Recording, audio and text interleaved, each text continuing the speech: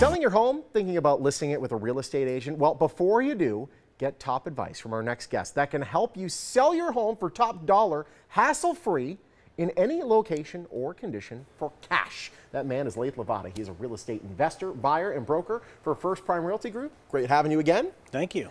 So why would a seller choose to sell to an investor for cash, say, rather than going to a real estate agent for your typical sale?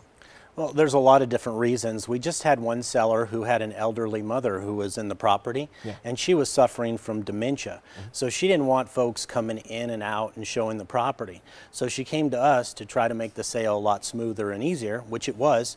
We ended up purchasing that home, and that allowed for no buyers to be coming in and out of the property. That's one scenario.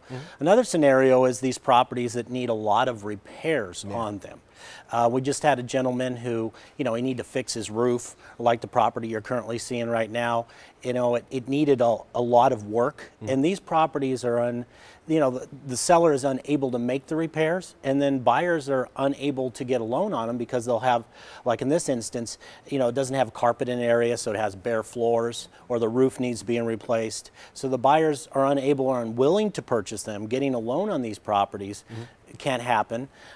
So that's when coming to a cash buyer like myself becomes necessary, and that's really what happens. The long and short of it. Now let's talk about I mean, the act of moving is just like a pain.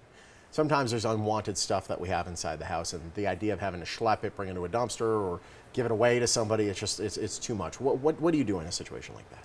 Well, a lot of our sellers will need money before the move. Yeah. We just had a lady who needed to move into an assisted living facility, and so she was elderly, so she couldn't actually move the items out of the property herself. So we were able to close on that property, and she was able to leave everything she didn't want in the property, and we took care of it. Her family was out of state, and so yeah.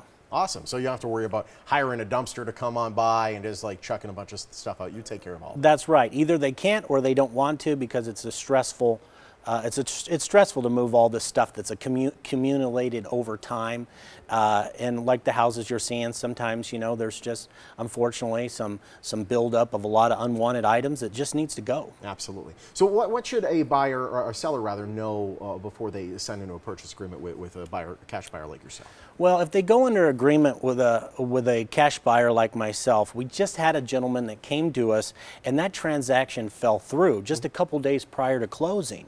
And then they came to us, and we were able to purchase the property in 3 days, which was great for them. But the problem was that investor, it was a national buyer, and this particular national buyer did not do an inspection on the property prior to going under agreement to purchase it. This is very problematic, because now you get to closing, they do their final walkthrough to close, and they find out, oh, wait a minute, there's more wrong with this property than I thought. Whoops, sorry. Yeah, now I can't close, or I'm going to try to get a reduction on the purchase. We do a pre-offer inspection or evaluation on the home before we sign any purchase agreement. That's very important. And I actually purchase these homes with my own funds. And so when I say I'm going to buy a property, I actually do. Some of these other buyers are using other folks' funds to close on, or they've got to go through an underwriting process. And then when you get to the end of the transaction, then it becomes problematic, and it puts the seller in a very, very bad position. Of course. So when you put pen to paper, you know exactly how much the home's going to be sold for, and you know that there's going to be no last-second surprises. That's exactly right. We actually put in the purchase agreement exactly what the seller is going to net. We also pay all the seller and buyer ordinary closing costs. That's big, because when you think of your typical sale, you have to pay 3% to the buying agent, 3% to the selling agent. You're looking at 6% of your money goes away. You don't have to worry about that with you.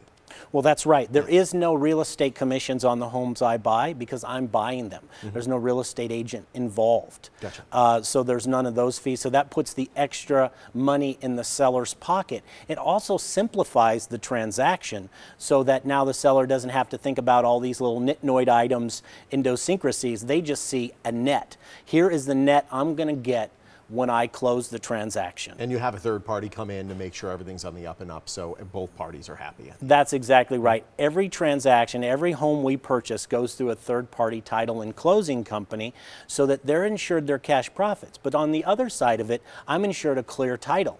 I don't want to be closing on a property that I don't know about some outstanding lien. We had one instance where a seller had a $20,000 HOA lien? Yeah. Oh boy. And so they didn't know about it. Yeah. Well, they probably knew about it or yeah. forgot about it or just didn't get the notice. Not sure what, but we found out about it and we had to go back and have a conversation about what we could buy the property for. Gotcha. Because, and then there was a deferred loan as well on one of those properties with a lender. And so we were able to close both of those transactions. You just had to tie up the loose ends. Exactly, exactly. But don't close a property if you don't go through a third-party title and closing company. Don't do a kitchen top table closing and transfer the property. The odds are if you're signing a quick claim deed, you're just transferring the property to that owner outside of escrow. So it's okay to sign a purchase agreement. That's a different thing. Those are the terms that are followed to close the transaction. But the title company makes sure both parties are happy at the end. Right, and the terms of the purchase agreement are being followed. Clear. Very important to do. Lathe, great having you as always. Thank you. Thank you so much. Hey, if you want to sell your home for cash, go to Lathe Lavada.